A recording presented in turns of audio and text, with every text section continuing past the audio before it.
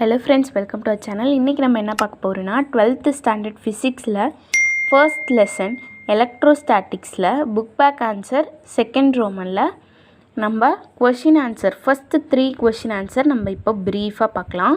இப்போ first questionல இருந்து போலாம். What is mean by quantization of charges? இது வந்துட்டு பேஜ் நம்பர் 4ல இருக்கு. நீங்க 4 எடுத்துக்கோங்க. இப்போ பேஜ் நம்பர் 4ல நான் ஆன்சர் இதில் blackல மார்க் பண்ணியிருக்கேன் பாருங்க. The charge q on any object is equal to one integral multiple of this fundamental unit of charge E. Q is equal to Ne. Here n is any integer. This is called quantization of electric charge. Robert Millikan in his famous experiment found that the value of E is equal to 1.6 into 10 to the power minus 19 coulomb. இப்போ நான் இதை explain பண்ணுறேன். The charge q on any object. இப்போது நம்ம என்ன topic படிக்கிறோம், quantisation of charges.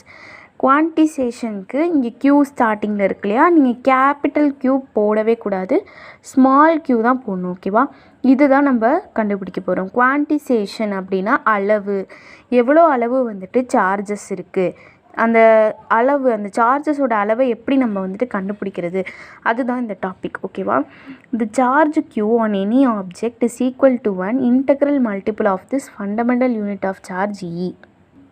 இங்கே என்ன சொல்லியிருக்காங்கன்னு நான் ஈஸியாக சொல்கிறேன். ஃபஸ்ட்டு வந்துட்டு இந்த ஃபார்முலாவை நீங்கள் ஞாபகம் வச்சுக்கோங்க. க்யூங்கிறது குவான்டிசேஷன் ஆஃப் சார்ஜஸ். இப்போது த சார்ஜ் க்யூ, இங்கே தான் க்யூ எழுதியிருக்கோம். The charge Q on any object is equal to, ஓகேவா, is equal to integral multiple. Integral மல்டிபிள்னால் இங்கே வந்துட்டு இன்டெக்ரல் இன்டீஜர் என். ஓகேவா, இன்டெக்ரல் அப்படின்னா இன்டீஜர், அது வந்துட்டு நம்ம என்னன்னு சொல்லியிருக்கோம் இல்லையா, அதுதான் இன்டெக்ரல் மல்டிபிள். மல்டிபிள்னால் ப்ராடக்ட். அப்போது n into of this fundamental unit of charge E. ஈங்கிறது வந்துட்டு ஒரு ஃபண்டமெண்டல் யூனிட் ஆஃப் சார்ஜ். ஈங்கிறது எலக்ட்ரான்னு சொல்லுவோம். அப்போது நம்பர் ஆஃப், அதாவது இங்கே வந்துட்டு n அப்படிங்கிறது இன்டீஜர். நீங்கள் ஃபஸ்ட்டு இதோட டெஃபினிஷன் எழுதிட்டு அடுத்து க்யூனா என்ன, என்னா என்ன, ஈனா என்ன நீங்கள் எக்ஸ்பிளைன் பண்ணணும். இதோட டெஃபினிஷன் நம்ம ஈஸியாக புரிஞ்சுக்கிட்டோம். The charge q on any object is equal to an integral multiple of this fundamental unit of charge E. ஓகேவா, இப்போ ஈஸியாக புரிஞ்சிருக்கும். அப்போது நம்ம ஃபார்முலா ஈஸியாக இங்கே எழுதிடலாம். q is equal to Ne. இது எல்லாமே ஸ்மால் லெட்டர். இப்போது இங்கே ஒவ்வொன்றா நம்ம வந்துட்டு சொல்லணும். க்யூனா என்ன, q is quantization of charges. Next என்னா என்ன, n is any integer. அது வந்துட்டு இன்டீஜர்னால் நம்ம நெகட்டிவ், 0, பாசிட்டிவ் வேல்யூஸ் இருக்கும். 0 plus or minus 1 plus or minus 2 plus or minus 3 plus or minus 4 etcetera அப்படின்னு நீங்கள் எழுதிடுங்க. அடுத்து ஈனா என்ன அப்படின்னு சொல்லணும் இல்லையா. ஈங்கிறது இங்கே ஒரு பேர் வருது. ஓகேவா, ராபர்ட் மில்லிக்கன் அப்படிங்கிறவங்க தான் ஈயோட வேல்யூவை கண்டுபிடிச்சாங்க அப்படின்னு எழுதிட்டு இ இஸ் ஈக்குவல் டு, ஈயோட வேல்யூவும் நீங்கள் எழுதணும். E is equal to 1.6 into 10 to the power, ஓகேவா, 1.6 into 10 to the power minus 19 coulomb. இதை நீங்கள் ப்ராக்டிஸ் பண்ணிக்கிட்டே இருந்தீங்கன்னா உங்களுக்கு ஈஸியாக வந்திருக்கும். 1.6 into 10 to the power minus 19 coulomb. இதெல்லாம் ஜஸ்ட் உங்கள் ரஃப் நோட்டு அந்த மாதிரி ஏதாவது நோட்டில், இல்லைன்னா ஃபிசிக்ஸ் புக்கோட ஃப்ரண்ட்டில் ஈயோட வேல்யூ மட்டும் எழுதி வச்சுக்கோங்க. அது டெய்லியும் ஈயோட வேல்யூ ஒன் டைம் நீங்கள் ஜஸ்ட் பார்த்தாலே போதும், அது உங்கள் மைண்டில் டக்குன்னு ஏறிடும். ஓகேவா, 1.6 into 10 to the power minus 19 coulomb. இப்போ அடுத்த கொஷின் போகலாம். இப்போ அடுத்த கொஷின் என்ன கொடுத்துருக்காங்கன்னு பாருங்கள். Write down Coulomb's law in vector form and mention what each term represents. Coulomb's லாவை வந்துட்டு நம்ம வெக்டர் ஃபார்மில் எழுதி ஒவ்வொரு டேர்ம்ஸையும் நம்ம டினோட் பண்ணணும். என்னென்ன அந்த each term we have to represent. இப்போ இதுக்கான ஆன்சரையும் எக்ஸ்ப்ளனேஷனையும் பார்க்கலாம். இது பேஜ் நம்பர் 5ல் இருக்குது, அதை எடுத்துக்கோங்க. இப்போது இந்த பேஜ் நம்பர் 5ல் the force on a charge q1 exerted by a point charge q2 is given by f vector 12 is equal to 1 by 4 pi epsilon naught, ஓகேவா, epsilon naught q1 q2 by r square r cap 21. Here r cap 21 is a unit vector from charge q2 to q1. இது வரைக்கும் நீங்கள் எழுதுனா போதும். இதோட explanation இப்போ நான் ஈஸியாக சொல்கிறேன் பாருங்கள்.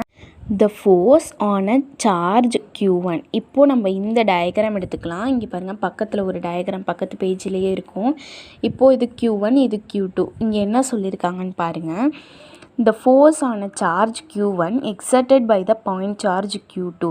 இப்போது இங்கே நம்மளுக்கு நல்லாவே தெரியும், இந்த q1 q2 அப்படிங்கிறது பாயிண்ட் சார்ஜ் தான் நம்ம q1 q2 அப்படின்னு நம்ம நேம் பண்ணுறோம்.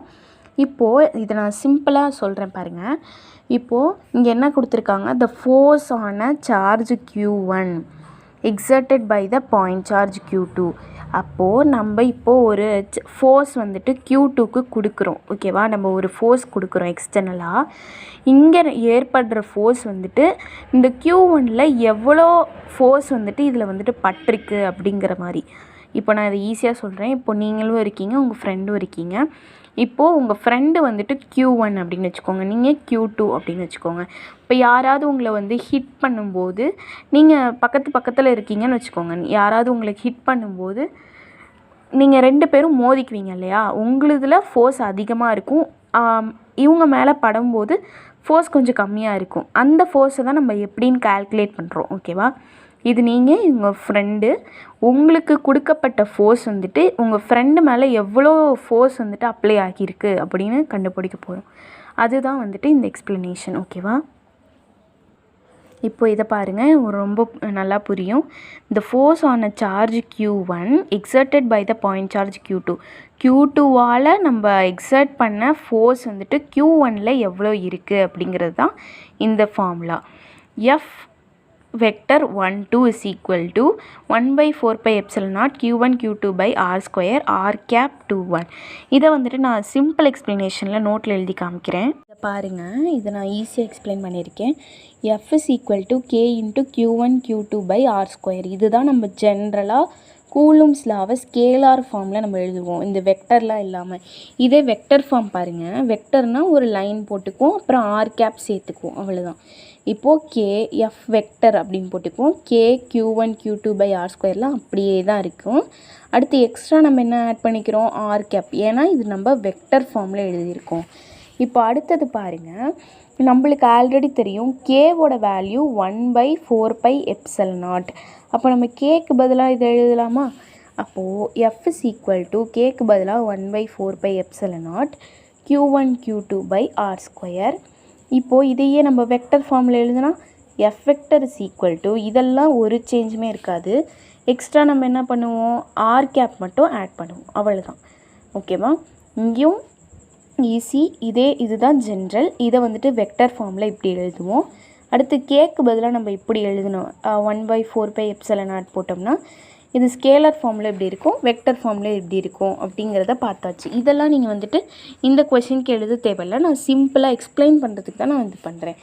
இப்போது இந்த ரெண்டையுமே நீங்கள் கம்பேர் பண்ணி பாருங்கள். எஃப் வெக்டர் 1 2 அப்படிங்கிறது 1 by 4 pi epsilon naught q1 q2 by r square, R cap வந்துட்டு 21. இங்கே எஃப் 1 2ன்னு இருந்ததுன்னா இங்கே 21 வரும். இப்போ சப்போஸ் இங்கே 21 அப்படின்னு இருந்ததுன்னா இங்கே 1 2ன்னு வரும். புரிஞ்சுதா? இதுதான், இப்படி தான் அந்த ஃபார்முலா வந்திருக்கு. இப்போது நம்ம கால்குலேட் பண்ணோம் இல்லையா, இப்போ நம்ம புக்கில் பார்த்தா ஈஸியாக புரியும். இப்போது புக்கில் பாருங்கள், இப்போ இந்த ஃபார்முலா புரிஞ்சுதா? f12 is equal to 1 by 4 pi epsilon naught q1 q2 by r square. இங்கே f12 இருந்தால் 21 வந்துடும். நம்ம வெக்டரில் எழுதும் போது ஆர் கேப் போடணும். இப்போது இதோட முடிஞ்சிடுறதுல இந்த கொஷின் இதில் பாருங்கள், நம்ம ஒவ்வொரு டேர்மையும் டினோட் பண்ணோம் அப்படின்னு கொஷினில் கொடுத்துருந்தாங்க. அப்போது first f1 vector F vector அப்படின்னா என்னென்னு சொல்லணும்.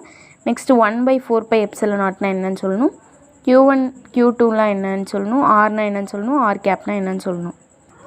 இப்போது எஃப் வெக்டர் அப்படின்னா f12 அப்படின்னா இது என்ன டினோட் பண்ணுதுன்னா, force acts from q1 charge to q1 point charge to q2 point charge. Force acts from q1 to q2, அதுதான் இங்கே சிம்பிளாக சொல்லணுன்னா அவ்வளோதான். எலக்ட்ரோஸ்டாட்டிக் ஃபோர்ஸ், என்ன ஃபோர்ஸ், எலக்ட்ரோஸ்டாட்டிக் ஃபோர்ஸ். இதை தான் நீங்கள் f12 இதுக்கு எழுதணும்.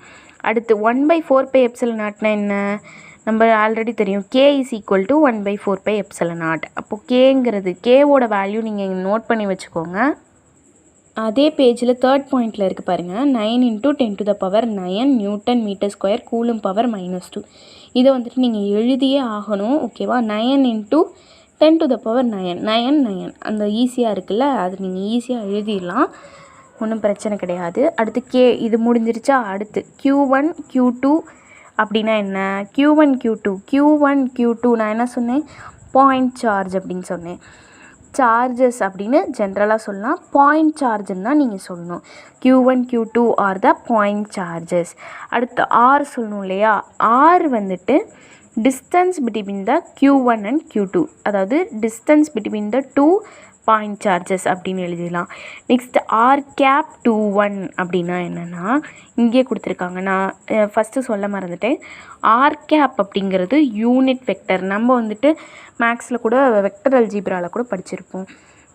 R⁻, I⁻, J⁻, அதெல்லாம் யூனிட் வெக்டர்னு சொல்லுவோம். இங்கே என்ன சொல்லியிருக்காங்க? R⁻21 அப்படின்னா யூனிட் வெக்டர் எங்கேருந்து எங்கே போகுது? Q2லேருந்து Q1 வரைக்கும் போகுது. ஓகேவா? Q2லேருந்து Q1 வரைக்கும் போகுது. அதுதான் இங்கே எழுதியிருக்கணும். ஃபஸ்ட்டு இதை எழுதிக்கோங்க. இந்த சென்டென்ஸ் தான் ரொம்ப இம்பார்ட்டன்ட். ஓகேவா?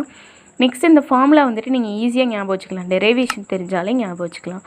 ஓகேவா? நீங்கள் டயக்ராமில் எதுவும் வரைய தேவையில்ல, இந்த பாயிண்ட்ஸ் மட்டும் நீங்கள் எழுதினா போதும்.